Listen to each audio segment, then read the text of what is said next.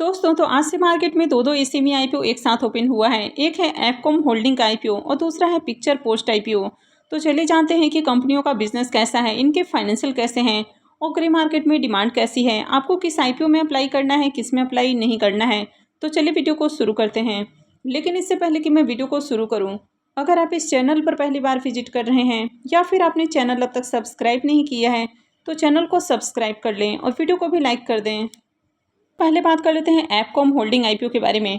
तो आईपीओ 2 अगस्त यानी कि आज से ही ओपन हुआ है और 6 अगस्त को क्लोज होने वाला है। फेस वैल्यू 10 रुपये पर शेयर है, बुकिंग प्राइस 108 है और 1200 शेयर्स का लॉट है। आईपीओ 73.83 करोड़ का है यानी कि काफ़ी बड़ा आईपीओ है और पूरी तरह से फ्रेश इशू का आईपीओ है और ये एसएमई आईपीओ है। कंपनी बीएसई एसएमई के ऊपर लिस्ट होने वाली है। इस आईपीओ में एंकर इन्वेस्टर्स के लिए 27.73% का पोर्शन रखा गया है। मार्केट मेकर के लिए 5.18%, क्यूआईबीएस का 19.57% का पोर्शन है, एचएनआईएस के लिए 14.24% और रिटेलर्स के लिए 33.28% का पोर्शन है।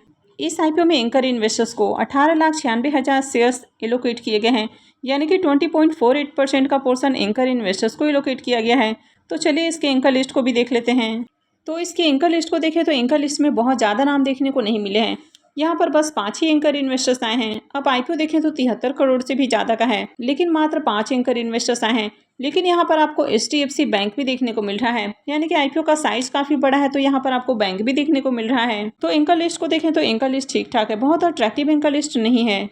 कंपनी के बिजनेस को देखें तो कंपनी 2013 में इनकॉर्पोरेट हुई है और कंपनी कार्गो ट्रांसपोर्टेशन के बिजनेस में देखने को मिलती है और company India, Hong Kong, Singapore, Thailand, Japan, South Korea, China और ताइवान में general sales and service agent के रूप में भी काम करती है।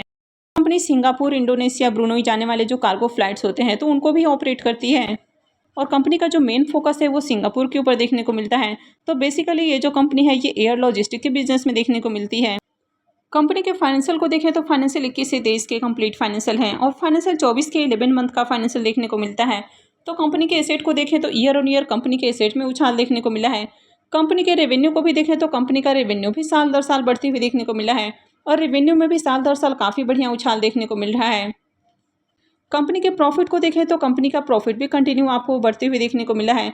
फाइनेंशियल 21 में कंपनी लॉस में है, फाइनेंशियल 22 में देखें तो 514 लाख का प्रॉफिट है, फाइनेंशियल 23 में बढ़ के 1358 लाख का प्रॉफिट हो जाता है और फाइनेंशियल 24 के 11 मंथ में ही देखें तो 2310 लाख का प्रॉफिट है। तो ईयर ऑन ईयर काफ़ी अच्छे प्रॉफिट देखने को मिलते हैं। कंपनी का नेटवर्थ भी लगातार बढ़ते हुए देखने को मिला है और अगर कंपनी के रिजर्व को भी देखें तो कंपनी का रिजर्व भी कंटिन्यू इंक्रीज हुआ है। कंपनी के बोरोइंग्स को देखें तो वैसे तो कंपनी का बोरोइंग्स भी काफ़ी तेज़ी से इंक्रीज हुआ है और अभी 1547 लाख का कंपनी के ऊपर कर्ज देखने को मिलता है, लेकिन बहुत हेवी डेट नहीं है क्योंकि कंपनी के पास देखें तो काफ़ी बढ़िया रिजर्व है और कंपनी आईपीओ से जो फंड रेज करने वाली है तो उसमें से 10 करोड़ रुपए कर्ज के भुगतान के ऊपर खर्च करने वाली है। तो आगे कंपनी का कर्ज भी बहुत कम होने वाला है। वैसे कंपनी के ऊपर डेट बहुत ज़्यादा नहीं है तो कंपनी का जो ओवरऑल फाइनेंशियल है ये काफ़ी अट्रैक्टिव देखने को मिल रहा है। कंपनी का मार्केट कैप 268 करोड़ का है। आरओई और आरओसी नंबर को देखें तो दोनों ही काफ़ी शानदार है। डेट टू इक्विटी रेशियो 0.15 का है तो डेट बहुत कम है। रिटर्न और नेटवर्थ को देखें तो ये भी काफ़ी शानदार है और पैट मार्जिन भी काफ़ी अट्रैक्टिव है। इसके पी मल्टीपल को देखें तो पी मल्टीपल 14.33 का है तो कंपनी बहुत ओवर वैल्यूड प्राइस के ऊपर नहीं आई है, तो कंपनी रिजनेबल प्राइस के अराउंड आती हुई देखने को मिली है। हालांकि प्राइस बहुत सस्ता भी नहीं रखा गया है पर ठीक ठाक प्राइस है। आईपीओ के लॉट साइज को देखें तो आईपीओ में 1200 शेयर्स का एक लॉट है और एक लॉट के ऊपर इन्वेस्टमेंट अमाउंट 1,29,600 रुपये रहने वाला है। इस कंपनी में प्रमोटर्स की होल्डिंग अभी 58.94% है और आईपीओ मार्केट में लिस्ट होने के बाद कंपनी के प्रमोटर्स की होल्डिंग कम होने वाली है। अब इसके प्रीमियम को देखें तो इसका प्रीमियम अभी 115 रुपये के ऊपर देखने को मिल रहा है और आईपीओ में 1200 शेयर्स का लॉट है। तो इस आईपीओ से 1,38,000 रुपये का प्रॉफिट दिखा रहा है, यानी कि इसका जो प्रीमियम है वो 106% के ऊपर देखने को मिल रहा है। तो प्रीमियम देखें तो प्रीमियम काफ़ी हाई प्राइस के ऊपर देखने को मिल रहा है। कंपनी का बिजनेस काफ़ी अच्छा है, कंपनी के फाइनेंशियल भी आउटस्टैंडिंग है। वैसे आईपीओ के एंकर लिस्ट में ज़्यादा नाम देखने को नहीं मिला है, मात्र 5 ही नाम देखने को मिला है, लेकिन इसमें एचडीएफसी बैंक भी देखने को मिल रहा है। तो एंकर लिस्ट भी देखा जाए तो एंकर लिस्ट भी बढ़िया है। तो ओवरऑल आईपीओ को देखा जाए तो आईपीओ बढ़िया है, तो इस आईपीओ में अप्लाई किया जा सकता है। लेकिन इस आईपीओ में आप चाहें तो लास्ट डे में अप्लाई कर सकते हैं क्योंकि अभी आपको सैटरडे संडे की छुट्टी भी देखने को मिलेगी। अभी आईपीओ 6 अगस्त यानी कि ट्यूसडे को क्लोज होने वाला है और उससे पहले सैटरडे संडे की छुट्टी देखने को मिल रही है। तो इस आईपीओ में लास्ट डे अप्लाई करना ज़्यादा अच्छा है। नेक्स्ट आप है पिक्चर पोस्ट स्टूडियोज IPO। ये IPO भी आज ही ओपन हुआ है और ये भी 6 अगस्त यानी कि ट्यूसडे को ही क्लोज होने वाला है। फेस वैल्यू ₹1 पर शेयर है। बुकिंग प्राइस 24 है और 6000 शेयर्स का लॉट है। IPO 18.72 करोड़ का है, यानी कि ये IPO बहुत छोटा IPO है और ये भी पूरी तरह से फ्रेश इशू का IPO है और ये SME IPO है। कंपनी NSE SME के ऊपर लिस्ट होने वाली है।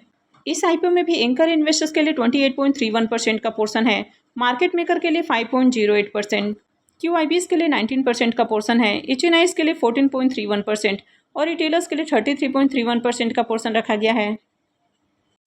IPO में एंकर इन्वेस्टर्स को 22,08,000 शेयर्स एलोकेट किए गए हैं, यानी कि 5.30 करोड़ का पोर्शन एंकर इन्वेस्टर्स को एलोकेट किया गया है।